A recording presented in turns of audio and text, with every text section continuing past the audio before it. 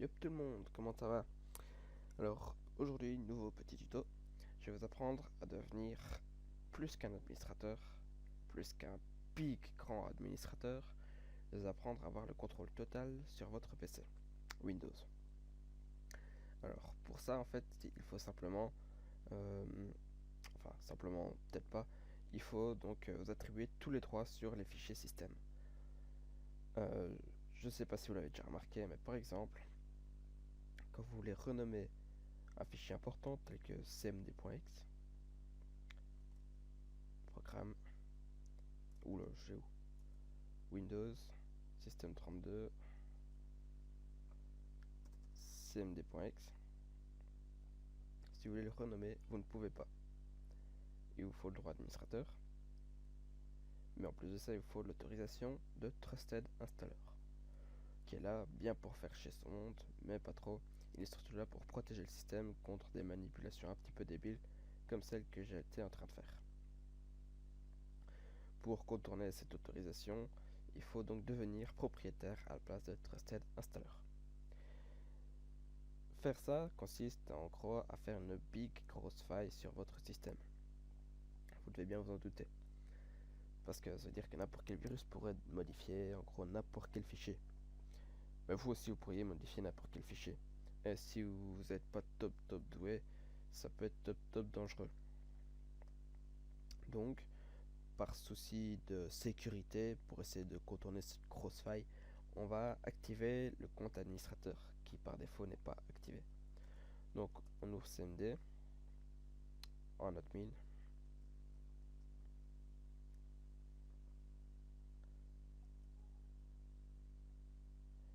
Donc une fois CMD ouvert, on va donc activer le compte administrateur en faisant netuser administrateur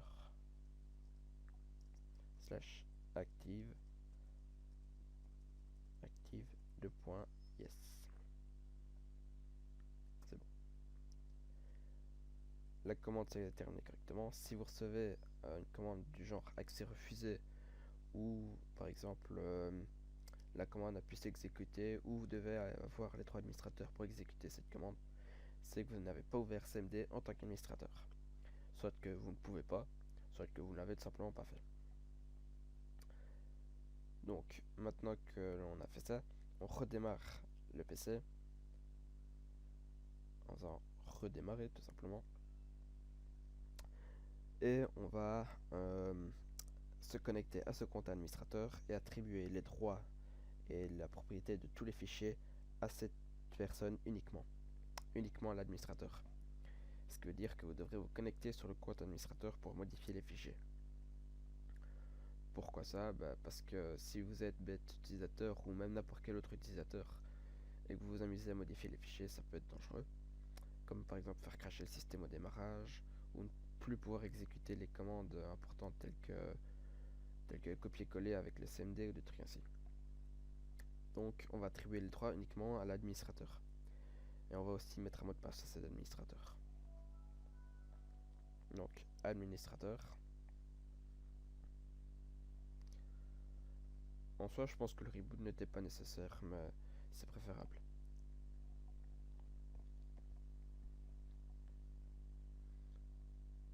Donc comme vous le voyez, ici je fais ça sur une machine virtuelle. C'est pour ça que vous avez vu tout le lancement avec le BIOS et tout. Pour ceux qui voudraient savoir faire ça, donc une machine virtuelle, allez voir mon tuto sur VirtualBox qui se trouve sur ma chaîne tout simplement. Donc comme c'est la première fois que j'ouvre ce compte, ça prend forcément du temps et c'est forcément pas beau.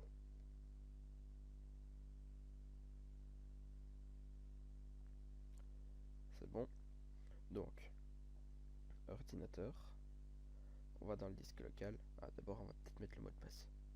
Donc administrateur, créer un mot de passe pour ce compte.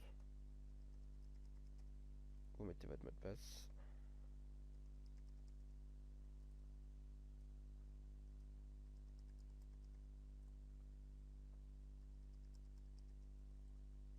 Voilà. On va choisir tiens 2 3. Ce petit mot de passe comme ça. Ne vous inquiétez pas, c'est pas celui que j'utilise habituellement. Je suis peut-être pas con à ce point-là. Donc, on va prendre tout le dossier Windows et lui attribuer tous les droits avec récursion. Récursion veut dire que ça se répète sur les fichiers et dossiers enfants. Le dossier Windows étant le premier dossier important qui possède tous les fichiers système, les fichiers comme CMD, les fichiers de boot et tous ces trucs là. Enfin boot entre parenthèses. Donc vous faites propriété, donc sécurité, l'onglet sécurité. Ici vous pouvez voir que vous n'avez le droit qu'à la lecture et exécution, l'affichage, la lecture. Vous ne pouvez en aucun cas écrire, modifier ou avoir un quelconque contrôle. Trusted Installer, lui, peut afficher le contenu du dossier, mais il a les autorisations spéciales. Le système n'a que les autorisations spéciales, et l'administrateur, pareil, le dossier administrateur. Si vous faites modifier, dans le but de vous attribuer les droits, vous ne pouvez pas, parce que vous n'êtes pas propriétaire du fichier, et que par sécurité, donc les fichiers système sont protégés. Il faut aller donc dans l'onglet avancé. En tant que propriétaire, vous allez modifier pour y mettre le compte administrateur à la place de Trusted Installer. Vous faites remplacer le propriétaire des sous-contenus et des objets et vous faites OK ou appliquer puis OK, ça c'est comme vous voulez. Il est possible qu'un dossier ou l'autre ne puisse être modifié simplement parce qu'ils sont en cours d'exécution et que vous pouvez les modifier comme ça ou pour d'autres autorisations diverses. Donc là ça va prendre un petit peu de temps. Là donc il dit que le dossier Windows System 32 Logfile WMI RT Backup nécessite d'autres autorisations par rapport à l'utilisateur. Donc on n'a pas les autorisations de lire le contenu du répertoire. Si on remplace, on aura les autorisations associées au répertoire. On fait donc oui. Donc là tous les dossiers sont modifiés.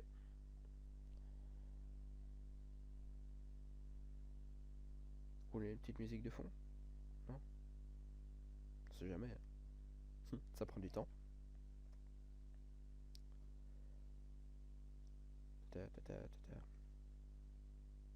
Pour ceux que ça intéresse, comme programme pour filmer mon écran, j'utilise Camtasia Studio 8, la version 8, qui permet de faire pas mal de choses et qui me plaît bien.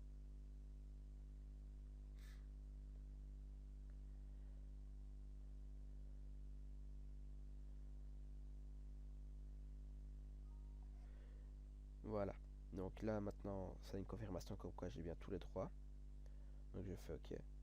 Maintenant dans l'onglet sécurité, je peux voir les autorisations, mais je peux aussi les modifier.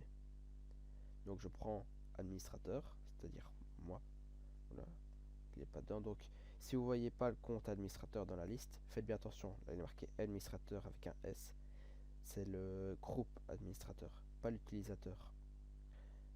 Là c'est le système, là c'est le groupe utilisateur, là c'est Trusted Installer. Par défaut c'est le créateur propriétaire. Donc vous prenez votre utilisateur. Si vous ne vous voyez pas dedans, vous faites ajouter et vous tapez administrateur ou le compte que vous avez choisi. Vous pouvez évidemment vous créer un compte au lieu de créer le compte administrateur. Vérifiez le nom pour voir si c'est OK. Donc le compte administrateur existe bien. Et vous faites OK. Ensuite, autorisation, contrôle spécial, contrôle total. Donc là, on a tous les droits. Autorisation spéciale, on ne peut l'ajouter parce qu'il n'y a réellement que le système qui peut y toucher. Et oui, c'est Windows. Donc, appliquer. Vous êtes sur le point de modifier les paramètres d'autorisation sur les dossiers système, ce qui peut créer des problèmes d'accès inattendus et réduire la sécurité. Voulez-vous continuer? Oui. Voilà, donc maintenant, n'importe quel fichier, je peux le renommer. Donc je vais dans System 32, je prends cmd.x, pour exemple, je ne pouvais le renommer. Maintenant, oui. Je suis bien failé. Je parie que le System 32 est toujours propriétaire. Non, même pas.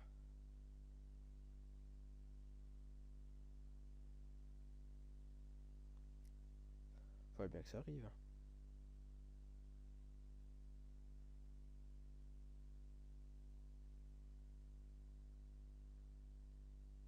D'accord, j'ai trouvé. Oui, j'ai trouvé, je crois. Ou peut-être pas.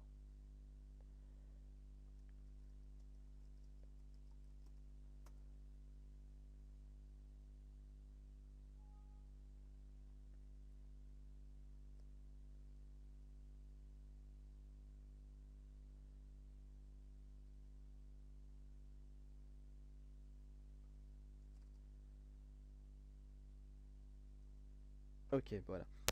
Donc ça y est, en fait, système 32, et à mon avis, comme tous les autres dossiers, ne sont pas récursifs par rapport aux autorisations. Donc si vous mettez des autorisations au dossier Windows, donc en tant qu'administrateur tous les trois, ce n'est pas récursif. Donc par exemple le dossier Apache, normalement, si je ne me trompe, voilà, le compte administrateur n'y est pas. Donc il doit sûrement y avoir un moyen de faire ça. Je fais un petit peu le tuto à l'arrache, hein, il est quand même 1h40. Je ne mettrai peut-être pas la vidéo à cette heure-là non plus. Ah d'accord, voilà. Inclure les autorisations pouvant être héritées du parent non. Remplacer toutes les autorisations des objets enfants par les autorisations pouvant être héritées de cet objet. Voilà, voilà.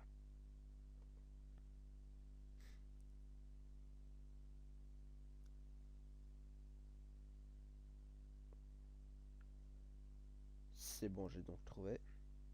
Ok, oui, oui.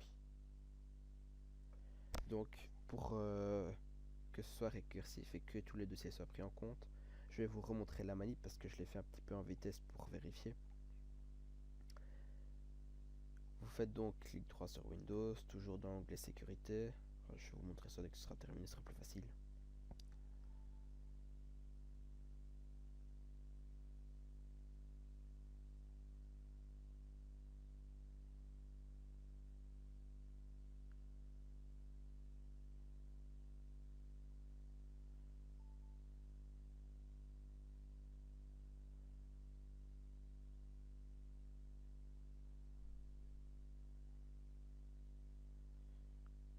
Donc, moi je vais le faire, tant pis, même s'il travaille là. Donc, propriété. Ah d'accord, youpi. Prend du temps. Je vais peut-être la mettre cette musique de fond. Vous aimez quoi? Musique commerciale qui passe au téléphone en attente? De la bonne techno? Lady Gaga? La Dalida? Vous préférez quoi? Ah ça y est, c'est fini. Alors, voilà. Donc, Windows, toujours dans propriété sécurité, dans avancé. Une fois que vous avez changé le propriétaire, que vous avez mis votre compte, ici, dans autorisation, vous faites modifier les autorisations et remplacer toutes les autorisations des objets. Hein. Vous faites modifier pour administrateur. S'il n'y est pas, vous faites ajouter et vous marquez administrateur. Donc modifier et tout autoriser. Là, on aura tous les trois. Mais bon, ça c'est déjà fait. Donc maintenant, si on vérifie administrateur, il a tous les trois. Donc, où que j'aille, je peux tout renommer. Oui.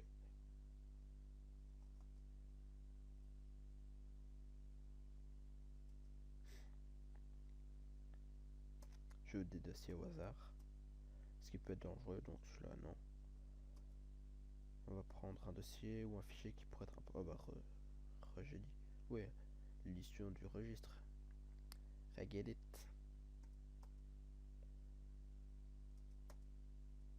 Je peux donc modifier tous les fichiers que je veux.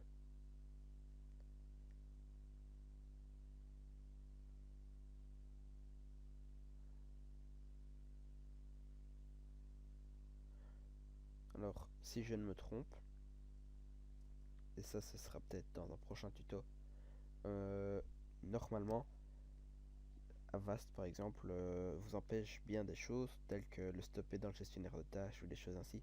Je pense que ça vient du même souci. Alors par exemple, je vais essayer de renommer ici. Ça marche. Bah, à mon avis, donc Avast, si on modifie ses autorisations, donc en devenant propriétaire, il est possible de stopper par exemple dans le gestionnaire des tâches.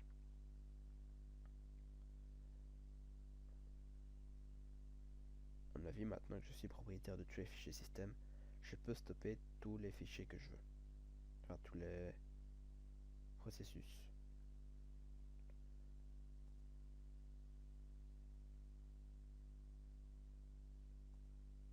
Oui, je peux en gros.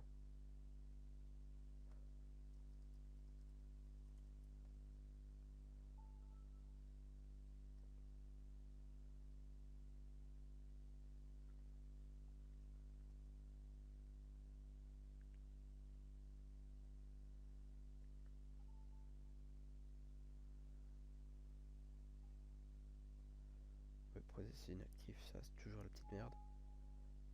Bon voilà. Donc vous voyez, je peux stopper tous les processus que je veux. Donc je peux faire cacher le système comme je veux maintenant que je suis entièrement propriétaire des fichiers. Je vais peut-être faire un sudo-a. La flûte, je l'avais renommé, non? Ça va être galère. Mythos. Système 32. CMD. Hop, hop, hop. Oh, flûte. Tant pis. Ça va donc s'éteindre. Tant pis. Bon, on peut l'arrêter. Voilà, je pense que c'est bon comme ça. Le tuto est terminé. Donc, je vous ai montré comment. Voilà, je vous ai. Flûte. Tant pis. Ça, c'est la meilleure aussi. On va couper court. Donc, je vous ai montré comment devenir plus qu'un administrateur. J'espère que ça vous sera utile. J'espère que vous saurez vous en servir aussi. Je ne vous ai pas vraiment expliqué en quoi ça pouvait vous servir. C'est pas faux. Et en fait, ça pourrait vous servir pour plusieurs choses, on va dire. Ça pourrait vous servir dans un point de vue piratage. Vous pourriez faire ce que vous voulez sur le système, en gros. Donc vous pourriez faire planter le système comme vous voulez en modifiant un fichier. Enfin, un nom, mais en changeant le nom de plusieurs fichiers. Mais bon, faire tout ça sans que ça se voie, c'est un peu chaud. Je pense pas que c'est possible en ligne de commande, hein. Pas sur Windows en tout cas. Donc ça pourrait vous servir dans un point de vue piratage. Mais ça pourrait aussi vous servir dans un point de vue dépannage. Par exemple, vous avez pour je ne sais quelle raison euh, un PC infecté ou un PC en panne, que vous avez gaffé pour une mise à jour ou des choses ainsi, qu'un fichier vient vous faire largement chier. Vous démarrez en mode échec, c'est le seul moyen par exemple, en tant qu'administrateur, sur le compte administrateur, là vous avez attribué tous les droits et vous allez soit renommer, enfin non, renommer ça servirait pas à grand chose, mais vous allez supprimer le fichier en question ou pouvoir y mettre une autre version. Il existe pas mal de sites qui permettent de télécharger des DLL. C'est pas spécialement la meilleure solution, mais ça peut être un cas de secours assez envisageable. Ou plein d'autres choses comme ça. Donc voilà, je pense que c'est bon comme ça. Si vous avez des questions, n'hésitez pas à laisser un commentaire. Si ça vous a plu, n'hésitez pas à liker la vidéo. Ou pas. Si ça vous a pas plu, n'hésitez pas à liker la vidéo. Ou pas non plus. N'hésitez pas donc à aller voir mes autres vidéos. Ceux qui sont intéressés par VirtualBox, il y a un tuto pour. Et voilà. Je pense que c'est bon comme ça. Allez, salut!